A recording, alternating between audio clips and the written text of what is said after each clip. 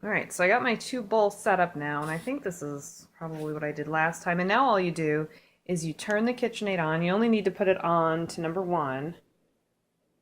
You stir, that should be enough. And then you start feeding the apple through there. So let's do that. See if we can do this without making a mess with one hand. I'm gonna take one of my spoons here and grab some apples.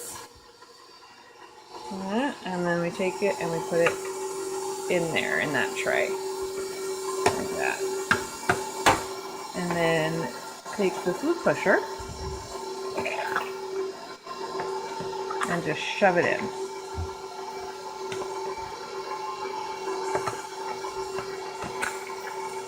You can see that it's starting to get some juice down there. We want to shove this apple pulp through because this is the applesauce right here, and this is the good stuff. So it's all about. Shove that down. You can see how it's kind of straining everything. This can get a little sticky. I'm going to go ahead and put a couple more spoonfuls. And the apples are also very hot, so be careful that you don't burn yourself. And see, here you go. See how it's, for lack of better terms, just kind of pooping out the rejects? And that's where it goes. So I'm going to sit here and I'm going to keep feeding through until I do all the apples, and then I'll come back. Alright, so I finished going through all of my apples, and that took about 15 minutes, which really isn't that bad when you consider how many I did. So what I did was I took the catcher off and I scraped it out and put all the extra sauce into the bowl. And I did have to empty out my bowl once into the 8-quart Dutch oven, so I'm going to see if there's any more appley goodness to get off of this. If not, I'm just going to wash it. Doesn't look like there's too much left, so then you just kind of take this out. And some of these parts with the kit you can hand wash. Other parts you can machine wash. I just usually hand wash all of it. So now what we do is we take the rest of our applesauce, we put it into the stock pot, or the Dutch oven rather.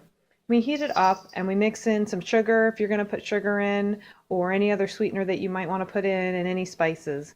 And we let that get nice and warm, and then we put it into jars.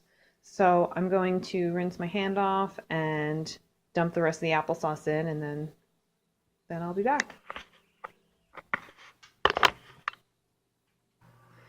Alright, so I've got all my apple pulp in my Dutch oven, and I'm going to put that onto like a medium temperature on the stove, and I'm going to put the spices in. So what I'm using is some cinnamon from Costco, putting a tablespoon of cinnamon in,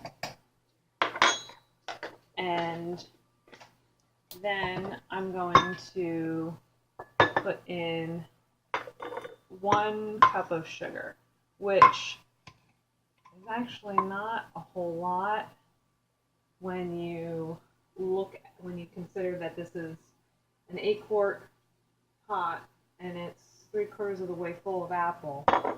It's a lot of apple and not a lot of sugar. But if you're doing paleo, you can put in honey, or you can put in coconut sugar. You can do stevia if you want. And with the stevia, I would recommend for cooking, for baking and stuff. I like to get the stevia in the raw in the bag from Walmart. About $7 for this big a bag. It's just under 10 ounces, but they made it really granulated, so you can do a 1-to-1 substitution with sugar. It's been about 5 minutes since the apple's been cooking, and I got my lids all cleaned and they're sitting in hot water. So now I'm going to use my funnel, and I'm going to ladle the applesauce into the jar. And you want to leave a 1/2 inch headspace. So still some room to go. This. Let's see here. All right. Now I'm gonna move the funnel to the next jar. I take my headspace measurement and put it to the 1/2 inch. Seems like I'm just a little piece. Can you see this right here? I'm actually just a little bit full because that little part of the blue is actually in the applesauce. So I'm just going to take a spoon and I'm going to spoon it out and put it into one of these other jars.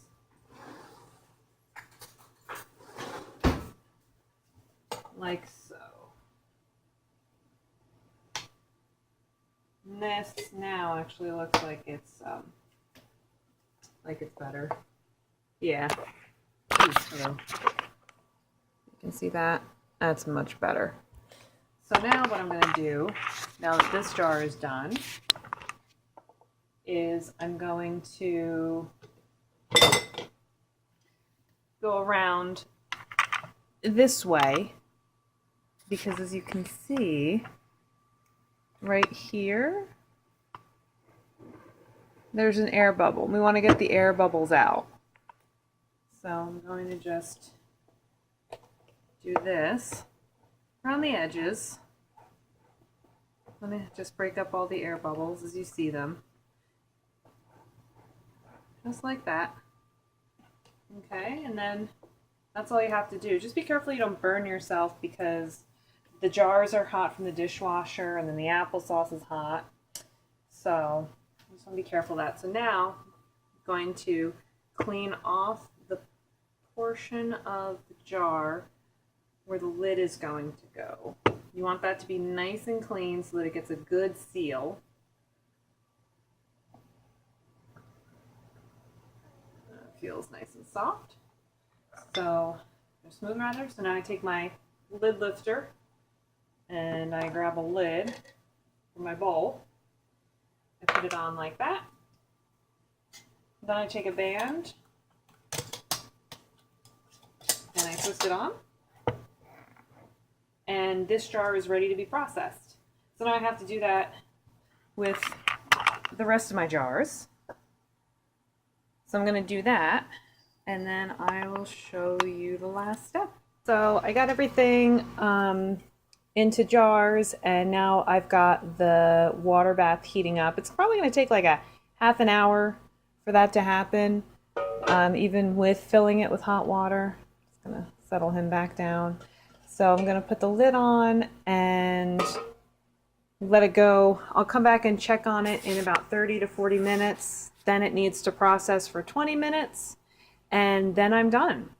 So that is what goes on with the applesauce, and I will probably be back to show you me taking it out. All right, now I've got, as you can see, some cleanup to do. So I will catch you later.